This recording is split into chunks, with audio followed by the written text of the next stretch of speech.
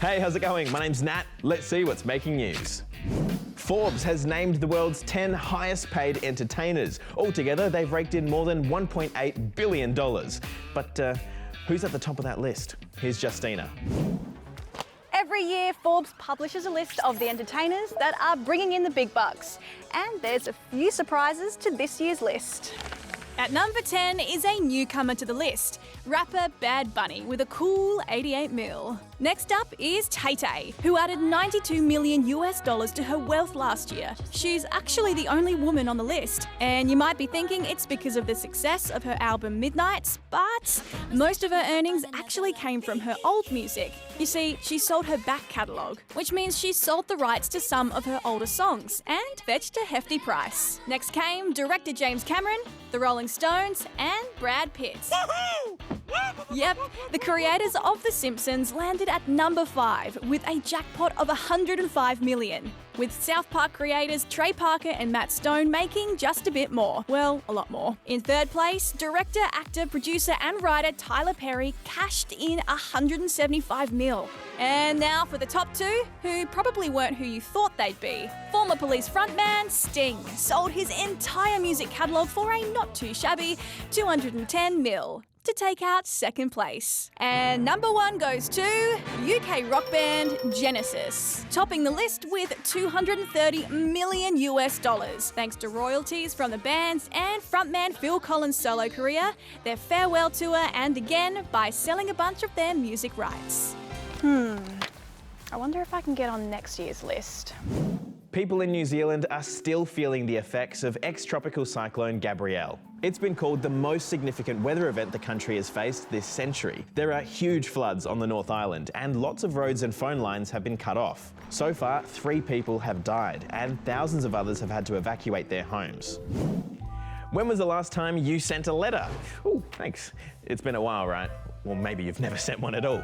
Well, this decline in our letter sending habits is starting to have an impact on the postal service. Here's Josh.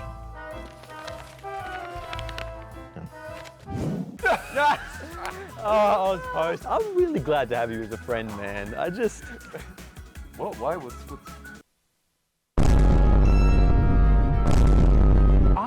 I might just go over there. Just No, wait, what? Why? No! I'll be back. I'll be just a second. No, you're not going to come back! Trust me, you are not going to be back in a minute! The new era is upon us. Australia Post, the government's postal agency, is set to have its first financial loss in 8 years, losing $200 million over the last 6 months. Why? Well, it's because Aussies just aren't sending letters anymore. It's reported that currently 98% of letters delivered to Australians consist of bills and bank statements, with the average household now receiving just over 1 letter a week. And according to Australia Post, that number will only continue to decline. But it's not the same story for parcels.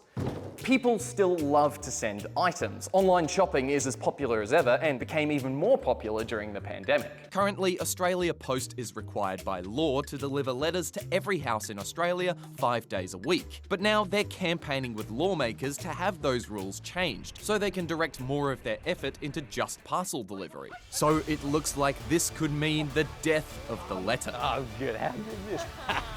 And the death of an era.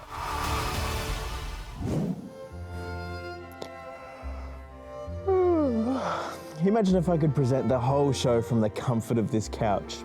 Oh, that's not a bad idea, actually. Kind of like these next stories.